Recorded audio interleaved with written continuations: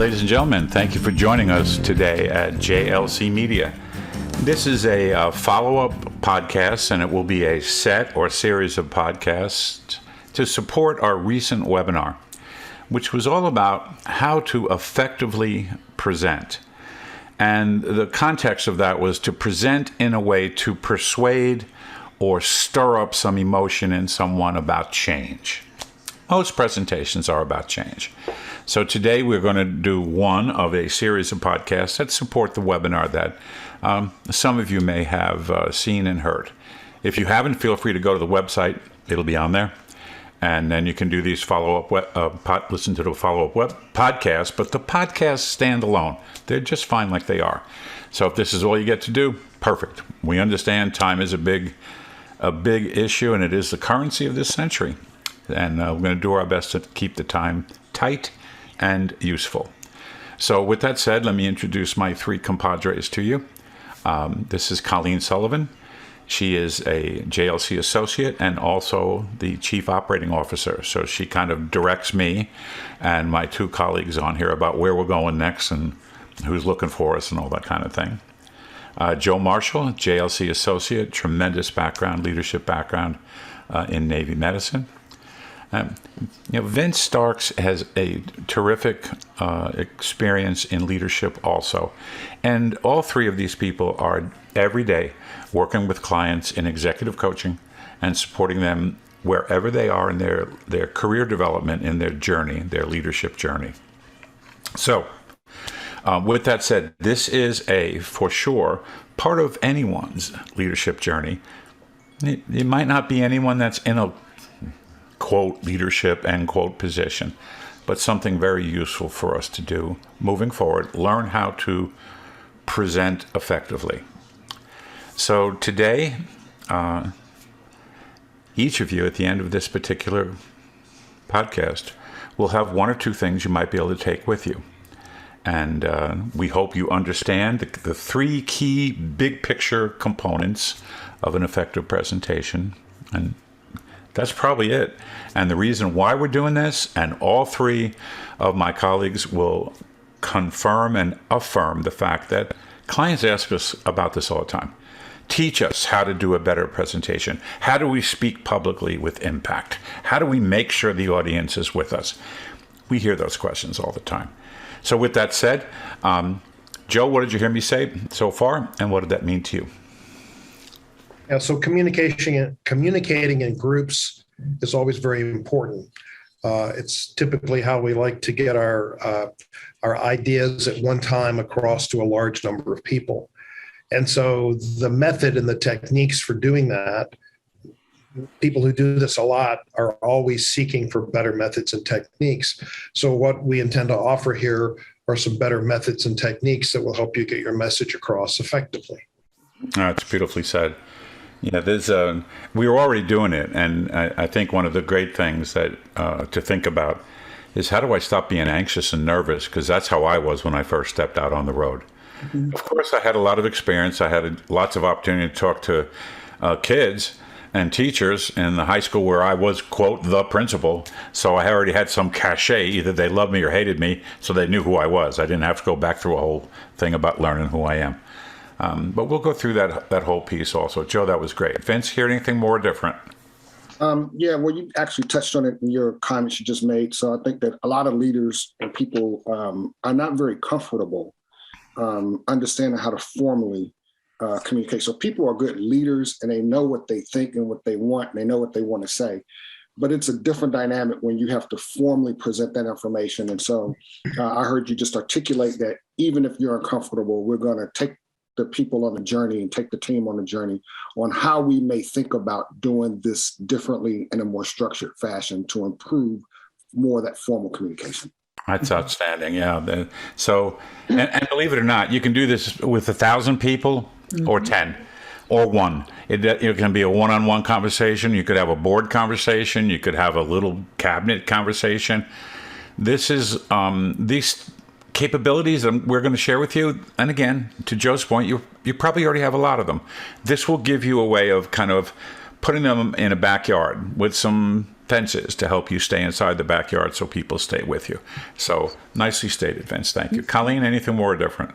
Yeah, just one more thing that I heard you say that really resonated was the sense of change. Many times, anytime I'm doing a presentation, whether it is just if I'm talking to my compadre Vince, or if I'm talking to a board, or if I've been asked to speak in front of a school or a community event, generally speaking, we are looking to change. We are looking to shift a behavior, develop a common understanding of something, or asking them to do something at the end. So I just wanted to reiterate that we work with clients, oh my goodness, across the country.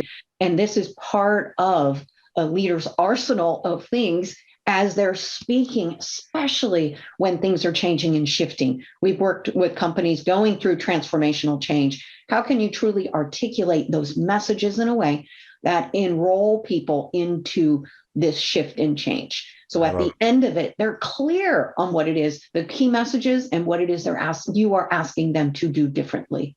You just teed up another really important piece. How do we enroll somebody in an idea? Not capture them or sell them the idea. How do we enroll them in the idea? That is very different than saying, we got good buy-in. Well, we've all bought things, right? And sometimes the salesperson is not exactly who we want it to be. So more to come on that as we go forward into the subsets. Excellent. Any final comments before I push forward? So the structure is, I'm going to talk about three. It's actually we're using a book by a gentleman named Gar Reynolds. We all love we haven't all read it. Those of us that have read it love the book. And inside of it, it's called Presentation Zen. And there are pieces of this about how do I become quiet enough, tranquil enough that the richness of my ideas can come forward. That's a big piece in the book, and that's probably the Zen side of it. If you haven't read it or seen the Cliff Notes on it, I urge you to take a look at it. Inside of it, he talks about something called a P-cubed conversation. So I'm going to do the 3 Ps, and then I'm going to tell a story. So the first P is that you actually construct a story that illustrates the big message that you want to bring forward. So anytime you want to communicate something, there's a message, there's an idea. So how do you construct a story? Stories can start with statistics. They have lots of possibilities, but it's important in P1 that you actually develop a story that matches your message. P2, what is the media that I will use that helps illustrate the story? And I will say this many times through these podcasts and certainly on the webinar. Stop putting bullet points up on a slide and then reading them to people. It's like the most deadly thing you can do. And it confuses the audience when you do that. It's like, should I be listening to you, presenter, or should I be reading your slide? Okay, well, I think you can answer that question without any help from us. So the first one is to really, P1, right, construct a story that matches the intended message or idea you're trying to deliver, or get somebody to enroll within that idea. The second, what actually is the necessary media that will help the story become brighter, more engaging, more connected to the audience? And then the third one, which is really pretty straightforward, deliver your message with passion. Deliver your message with passion. When people can see your personal commitment, your commitment to your story that you're telling, all of a sudden, your love of the story, your passion comes out. That makes an incredible connection because people hear you in so many different ways. So let me stop there. What really resonated with you guys as we went forward with that particular opening piece on the 3 Ps? And again, I'm a math guy, so P times P times P is P cubed. And that's why they call it the P cubed presentation method. Oh, who'd like to go first? Who'd like to add what resonated with you as you listened to me do that setup? So I'll start because I picked P1. They were all good, but I think that, give it some thought and giving yourself a chance to reflect about what you want to talk about. And I have found that making a connection with a story is a very powerful way to engage people, because people can kind of see themselves in that scenario, that situation, or they can see that outcome in their mind. So I think that being able to really, really think of something to make that connection of your point is probably one of the strongest things that you can do. And it's the first thing that people are going to hear about. So when you went through all 3 Ps, number 1 really rose to the top. If you don't get started well, then you can't connect it any well. But notice something else that Vince just gave you, listeners. When you're really making this design happen, and we all talk about the important capability that leaders need to develop and refine, how well can I reflect? If I have time to be still and to reflect on what is my fundamental message I want to bring forward, I then can generate the necessary stories. So reflection and generation, it's a feedback loop that go hand in hand. That was magnificent. Who else would like to add something to the opening 3 Ps? Yeah, so I'll pile in with, I think there have been a couple of Nobel Prizes won in the last decade by people who say that decisions are not made logically, essentially, this is their message, but emotionally. And so I think it's important as you think about how you're going to project a message, that you think about the emotional understanding and the emotional appeal. Because if you don't think about that and build that into your story and build that into your case, frankly, you're not going to get off ground zero. You'll get polite applause and head nodding, but your ideas will go nowhere. Okay, so that's absolutely critical for our listeners to remember. If I cannot help my audience understand my big why, this is why I'm telling you this story, that's where the emotional connection is. And the 3 of us work with sales companies, and I've worked with sales companies now for almost 30 years. And they go through all the sales training, what we do, how we do it, and blah, blah, blah. The person wanting to purchase this particular product does it because they believe the person selling it is clear about their big why this product matters so much. And if I'm not clear about that, and I'm really good at the what, I'm really good at the how, but I don't connect them to the passionate why, they will not buy. They will not buy. Joe, that was magnificent. Thank you. Colleen. Yeah, I think what resonated with me is also preparation. Because to your point, each one of us works with executives, high level executives. And many times they just roll in and it's like, hey, will you go and make a presentation and give this award? And they're like, sure, no worries. And they just walk in, go off the cuff, and perhaps it lands well and perhaps not so much. And to Joe's point, a little bit of polite applause because you're the boss, and then off you go. And so that preparation piece, even though, I've been in front of, how many stages have I personally been on? Over 3,000. I have been in front of a lot of people, and yet that preparation piece is key. So my invitation is, even though you're like, I got this, I go up and present to people. I speak all the time. I'm in the speakers bureau, right? I do these things on the weekend. My invitation is, and I believe it is in the presentations handbook, the number 7. The studies and research support 7 times practicing something. So that preparation piece, as you mentioned before, we are so busy. So how can we just recognize, all right, I'm in this new leadership role. I might be called upon to be in front of 50, 150, 200 people, and speaking in a large group is very, very different than speaking in front of just my immediate team that I coach. So that preparation piece is so critically important. So Colleen has, and she probably knows I'm going to do this. So she has set the stage for me to remind you of the dangerous 6 P's. You got to be careful of the 6 P's. We're going to do P cubed here, but the 6 P's are the following. Piss poor planning produces paramount problems. Don't go there. If you don't plan, you don't get ready to go, we're in trouble. Truly. Even today, I have spent hours and hours getting ready to be with you today on this particular podcast. And it's not because I didn't have a sense of the stuff or I hadn't read the book. I wanted this to be useful to the listener and useful to us because we are all learners. We are all in learning all the time. So with that said, listeners, team, I'm going to tell you a story. At the end of the story, I'm going to ask you if you can figure out why I told the story.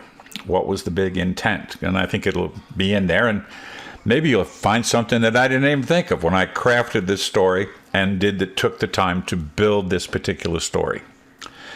So here's the story. I want you to visualize a little girl, 6 or 7 years of age, maybe 8, braided hair, and it's the first time she's going to ride her bike without the training wheels. And an adult is with her. Could be mom, could be dad, could be an aunt, an uncle, who knows? But there's an adult with her. So they take the training wheels off, they set it up. The adult gets behind this beautiful little girl and says, okay, get ready to pedal. And she pedals fast. And she pedals, and she's going and she's smiling. And all of a sudden she crashes and cuts her knee and starts to cry. And the adult rushes up and says, stop it. Riding bicycles is not for babies. Stop it. Get up. Get back on the bike. Get going. Well, of course, this adult is a big, loud voice and a who said of the greatest magnitude. So she'll get back up and she'll pedal again, and they'll do it over and over with the same kind of responses from the adult until this cute little girl now can ride her bike without the training wheels. This is all good until about 6 months later, her adult friend who was taking care of her comes and says, come here, we're going to go learn how to play tennis. So they got 2 tennis rackets. We're going to go learn to play tennis. And the little girl looks at her adult caregiver and says, I'll wait till I already know how before I try.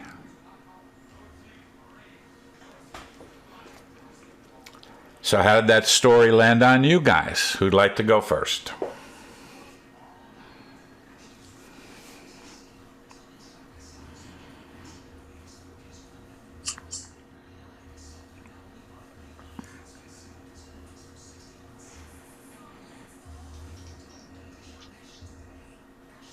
Okay, so I need a moment just to take that in.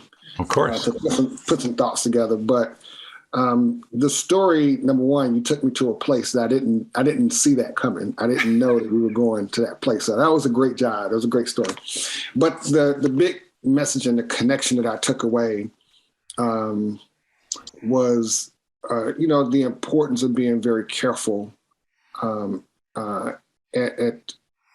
at your influence, whether you're in a leadership role as an adult, and whether you're a boss talking to subordinates or you're a parent talking to a child, you in that role have a lot of influence and a lot of power, and you can really drive outcomes with your people.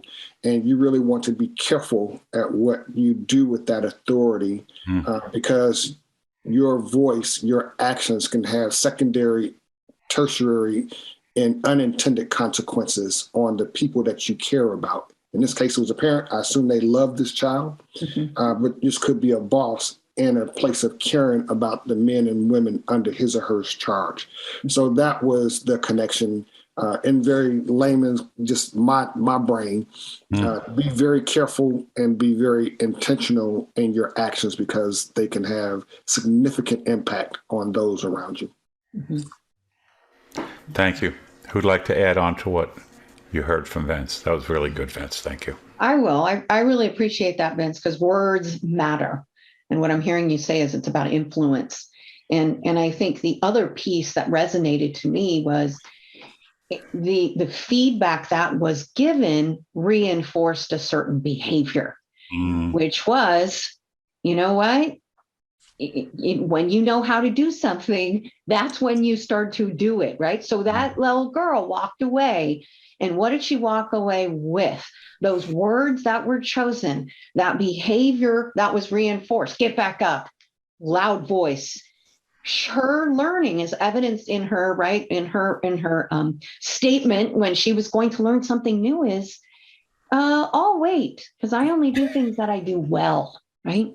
So that really reinforced her thinking and what she learned from the words her father chose to use with her when she was learning to ride her bike. Yeah, that's really good. Joe? You're muted, Joe. I think both of my colleagues have really hit it on the head. I do think when you, again, the example you gave was a child learning, but I think in the larger message is that we're all learning in some role, and we're learning perhaps good lessons or bad lessons. And when the lesson is less positive about how to try new things or how to present information, then many times we pull back from the essential elements of how to do something. I think that was your point about the tennis game. So I think this is a good story for us talking about how to present information in a thorough and effective way. That's really beautiful. So let me kind of tie the ribbon on all three of the comments, which were magnificent. You guys got it. And if you all listening, you notice the silence. Silence is useful, and it allows people to lean into what they're thinking as. And it's also a very affirming. And as you know, all the big leadership gurus these days are saying empathy matters. Silence is empathy. I didn't need to fix that. They're brilliant people. They'll fix this. They'll figure out what it meant to them, and just give them space. So this is all about learning. And we have learned, those of us that live in this kind of psychological sociology world, over the last 4 decades, most people have that kind of experience at some point in their life, where somebody really powerful could have been their little league coach, could have been their first teacher, could have been the first time they went to boot camp as a young sailor or a young Marine. Everybody runs into this particular type of behavior. And if we're not careful, it will hold me back. I won't be able to get past it because I'm not sure I want to do this next thing, because it could really hurt psychologically, even physically. So this is about, and the intention was to recognize all leaders need to speak to people adult to adult, not parent to child. That was one of the big messages to bring forward as a result of this story. The second, most of us have been through interesting experiences, and we need support from our adult leaders to help us live in an adult, psychologically safe space. So the story was all about how can I behave as a leader to make sure that, given the experiences that help create the human being in front of me, are fine. I need to behave in ways that give them more and more safe space so they can embrace the changes that are unfolding, because changes unfold all the time. It just doesn't, it's not going to stop. Change is part of our world. How do I learn to embrace that change going forward? That story set the stage for that kind of conversation. Gang, everybody gets one opportunity to say to the person listening that you said, this is one of my buddies online listening to us. What's one thing you'd like them to take from this conversation? And I didn't prepare them for this other than a little typical overview. They didn't know the story, and look at how they responded to it. They were like unbelievably on the money, enrolled in the story. And I attempted to be as passionate as I could be when I delivered it. So what's one thing you would say to your friend who's listening right now? One of the things that you hope that man or woman got out of this presentation? Who'd like to go? Okay, so I'll go again since I'm the youngest and the most handsome guy in the telephone call today. Hey, listen, what I would say to my friend is what my friend Colleen laid on the table. Words matter. That really resonated with me. And so just understand your audience, understand how you want to connect, to tell your story, and then pick the appropriate methodology in which you're going to do that. It will be different from depending on who you're talking to, but the words that you use have impact. And so give yourself time to reflect and use your words very carefully. I love it. Yeah. Beautiful, beautiful. Thank you, Vince. I'll go ahead and add on, because I think just recognizing that after you told the story, there was silence. And then Vince said, boy, that created a picture in my mind. That's money. That's where you want to begin your presentation every time, is creating that vivid picture. Everyone's going to have a different picture because we have different life experiences. But by creating that emotion, now I'm engaged. Now I'm in a space of learning and curiosity, and I'm leaning in. And I'm just waiting to hear the end of the story. And then what are Ray's key points? Because he could have started by saying, okay, you guys, I'm going to teach you the top 5 things you need to know about leadership. Number 1. And many times that's how people start, right? And people lean back and they check out. So once again, I encourage you just to really, if I was going to say my one little thing would be, people say they don't have a story. You do. Pause, think about it. Find your story, practice telling your story in a succinct way, delivering it with passion, and you will get people engaged quickly. And I'm out. Beautiful. Thank you. Joe. Yeah, so I would say that the point, we're talking about a story, and so people may be thinking, oh, well, I have to construct some kind of a story for every presentation. The point of the story is to demonstrate relevancy. And I think people who are engaged in giving presentations a lot, many times they make it look very easy because they do it a lot.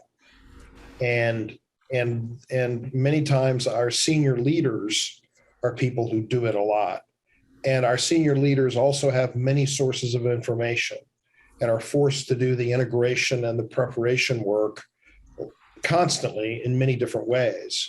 So many times when we look at our senior leaders, when they stand up and they talk seemingly spontaneously, when they tell good stories, meaning they connect to the audience right away. Why do you think training is important? Anybody here, tell me, please, why do you think training is important? Why do you think readiness is important? What do you think readiness is? I mean, you pose some of those questions in the room and let the room come aboard. And help you tell the story, help you establish the relevance. Wonderful. Then I think it tees up the subject in a way that allows you, the speaker, to focus on your preparation, to focus on the things you know, and relate that in a meaningful way to your audience. Are we out? And I'm out. So Joe just summarized beautifully much of the intent. Colleen and Vincent added exceedingly powerful coloration about here's how this could land on you. So I'm going to leave you with this, listeners. Words create pictures in our minds. And if the picture has enough emotional pop, you will connect to that particular picture going forward. Notice I didn't put a picture out of anybody on a bicycle. I told you a story. Each of you will choose your own picture. It's almost like I don't necessarily want to see the movie after I read the book, because I got my own picture of what the book's about, and I see the characters in my mind. Somebody fixes that for me in a movie, and it's not the same. Words create pictures, and if the words are really well done, that particular picture creates emotion in another human being. That's how you connect to an audience and continue to sustain engagement. Thank you so much for listening to us. Of course, you can find us at gojlc.com. Love to see you. Anytime you get a chance, hop on the site, Lots of stuff on it for you to enjoy as leaders. For you to enjoy as aspiring leaders. And by the way, everybody plays that leadership role from time to time. Thank you for being with us. Good day. Sincerest thanks for listening to this episode of the Everyday Leadership Conversations podcast. The Jorgensen Learning Center offers a variety of programs for individuals and organizations to enhance their communication and leadership skills. To find out more about programs and upcoming webinars, check out our events page at gojlc.com.